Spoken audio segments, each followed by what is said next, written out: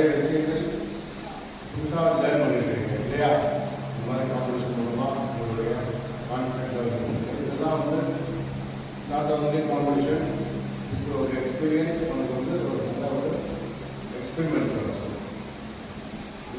இதில் நிறைய meetings attend பண்ணணும், நிறைய டிபேட்ஸ்லாம் பண்ண முடியும்.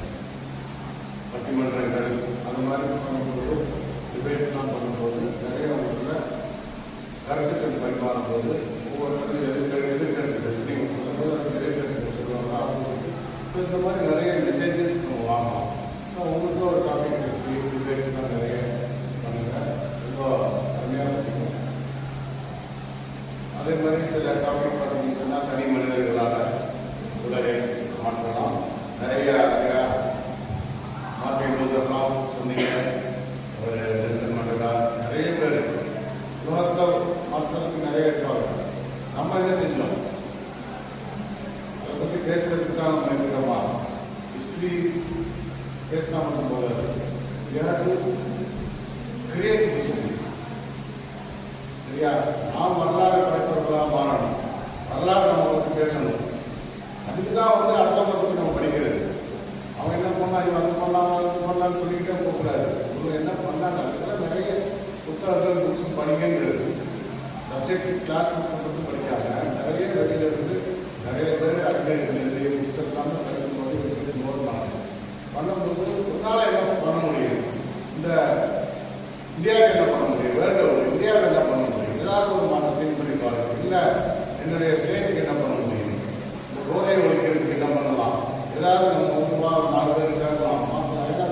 சொன்னார், நல்ல படித்த இளைஞர்கள் 7 பேர் இருந்தால் போதும் செய்யலாம், கூட இருந்தால் மாற்றிட்டாங்க.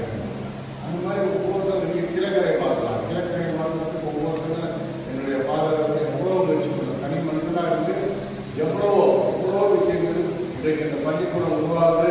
இத்தனை பேருக்கு எஜுகேஷன் கிடைச்சிருக்கிறது. எவ்வளோ லேடிஸ் குடும்பங்களுக்கு கொடுத்துருக்காங்க.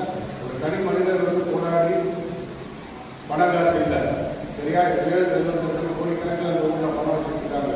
அவங்களுக்கெல்லாம் வராத ஒரு சிந்தனை, தனி மனிதர் ஒரு சிந்தனை இந்த கல்வி நிறுவனத்தை உருவாக்கி இதனால பல பேருக்கு வாழ வரணும். இந்த மாதிரி ஒவ்வொருத்தவங்க சிந்தனைகள் வரணும், சரியா? இதனால இப்போ இங்கே இருக்கிற என்வாரன்மெண்ட் எப்படி பண்ணுறது, சுற்றுச்சூழல் மாசுபடுறது, கடற்கரை மாசுபடுறது, அதுக்கும் நாம் நிறைய பெட்டிஷன்ஸ் கொடுத்து தமிழகத்தில் கடற்கரையில் போய் சாக்கடைகள் கடலில் கலந்து கடல் உயிரினங்கள் மட்டும் மாசுபடுறதுல நிறைய மாசுபடுறது. இதெல்லாம் ஸ்டாப் பண்ணுறதுக்கு என்ன பண்ணணும்? இந்த மாதிரி ஒவ்வொருத்தங்க நீங்கள்லாம் தைரியமாக தட்டி கேட்குற அளவுக்கு எண்ணங்கள் வரணும். அதுக்கு தான் நம்ம டாபிக்ஸ் நான் கொடுக்குறது, சரியா? ஸ்கூலில் கிளாஸ் ரூமில் அட்லீஸ்ட் உங்களுடைய கிளாஸ் ரூமை சேஞ்ச் பண்ணுறதுக்கு நீ வா. உன் கிளாஸ் ரூமில் தவறுகள் நடக்குதா, அவனுடைய ஃப்ரெண்ட்ஸு தப்பாக நடக்கிறாங்களா, வேறு ஏதாவது மிஸ்டேக்ஸ் நடக்குதா, இல்லை அவன் கிளாஸ் ரூம் க்ளீன் இல்லாமல் இருக்குதா, எந்த கிளாஸ் ரூமை நான் க்ளீனாக வச்சுருக்கேன் அப்படின்னு உங்ககிட்டே ஸ்டார்ட் பண்ணுறேன். ஸ்கூலை க்ளீனாக வச்சுருக்கேன், என்வரன்மெண்ட் க்ளீனாக இருக்கணும். தனியாக நம்ம இருந்தால் யாரும் கேள்வி கிண்டல் பண்ண தான் செய்வாங்க. அதெல்லாம் தாண்டி வரணும், சரியா? ஒவ்வொரு விஷயங்களும் நமக்கு சொசைட்டிக்கு அகேன்ஸ்டாக என்ன இருக்குது, இந்த ஸ்டூடெண்ட்ஸ் உங்களுடைய முன்னேற்றத்துக்கு அகேன்ஸ்டாக என்ன இருக்குது, இதை பாருங்கள். இது உங்களுக்கு அப்சர்வன்ஸாக இருக்குதா, அதை மாற்றுறதுக்கு தனியாக போராடணும். யாரும் வராங்க பின்னாடி பார்க்கக்கூடாது. பார்க்க பின்னாடி எத்தனை நம்ம பார்க்க மாட்டோம். நம்ம பார்த்து போகணும், வேலையை பிடிக்கணும். அதனால வருவாங்க பின்னாடி. நம்ம யாரும் வரலன்னு நின்றக்கூடாது. அதுதான் மெயின். ஸோ அதுக்காக தான் அந்த மாதிரி டாபிக்ஸ் கொடுக்குறது. ரொம்ப அருமையாக பேசுறீங்க. போர் பற்றி அந்த இம்பேக்ட் ரொம்ப அழகாக சொன்னீங்க. அந்த போர் பற்றி பேசுறது மட்டும் இல்லை, அந்த போர் சூழலில் வாழ்கிற மக்களை நினச்சி பார்க்கணும். இன்றைக்கு நம்ம அழகாக உட்காந்துருக்கோம், ஏசியில் உட்காந்துருக்கோம், எல்லா இடத்துலையும் ஃபுட்டு கிடைக்குது. ஃபுட்டுக்காக கியூவில் நிற்கிறது குழந்தைகள். காலையில் ஒரு உணவாளருக்கு பாலஸ்தீனில் குழந்தைகள் வரிசையாக பட்டினியாக நிற்கிறாங்க. அவங்க ஃபுட்டு கொடுக்குற ரிலீஃப் வீக்கில் கூட அட்டாக் பண்ணுறாங்க, சரியா? அந்த அளவுக்கு ஒரு ஃபுட்டே இல்லை. அவங்களுக்கு எப்படி எஜுகேஷன் கிடைக்கும்? அவங்களுக்கு வீடு கிடையாது. வீடுகள் இருக்கலாம், ஒரு நாள் வீடு கிடமாட்டாங்க, ரோட்டில் வர்றாங்க, கேம்பில் வர்றாங்க, மக்களோட டாய்லெட் ஃபெசிலிட்டி அந்த மாதிரி நிறைய இருக்கிறாங்க. இன்னைக்கு ஈரான் யூஎஸ் வாரெல்லாம் பார்த்தீங்கன்னா கல்ஃப் கண்ட்ரீஸில் வாரனால எவ்வளோ ஒரு இம்பாக்ட். நம்ம நினைச்சிருக்கோம் அங்கே இருக்கிற மக்களுக்கு மட்டும்தான் மாறி இருக்கும். இங்கே கேஸ் இல்லாமல், ஆயில் இல்லாமல், வேலை பேருக்கு வேலை வாய்ப்பு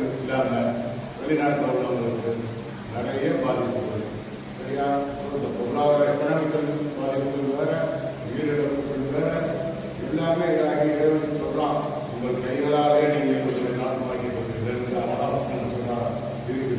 அதனால் நம்ம கைகளால் தான் நம்ம நாசம் பண்ணிக்கலாம். அதை வந்து மேக்சிமம் நாசமாகாத அளவுக்கு உலகத்தை பார்க்கறதுக்கு நம்ம என்ன செய்யணும்? இப்போ நீங்கள் சொன்ன மாதிரி வந்து பயன் இருக்கக்கூடாது, சரியா? வயலன்ஸ் இல்லாமல் ஸோ அந்த வயலன்ஸுக்கு எதிராக எல்லாருக்கும் நம்ம வந்து என்ன இருக்கணும்? சகிப்புத்தன்மை இருக்கணும். அதுதான் ஒவ்வொருத்தருக்கும் இந்த சகிப்புத்தன்மை பொறுமை இதெல்லாம் இருந்துச்சுன்னா வயலேஷன் இருக்காது, சரியா? வயலேஷன் இருக்காது. அதனால நம்ம எல்லாம் எல்லாரும் போகணும். தேங்க்யூ. இல்லை பெண் கல்வி பற்றி பேசுகிறேன்.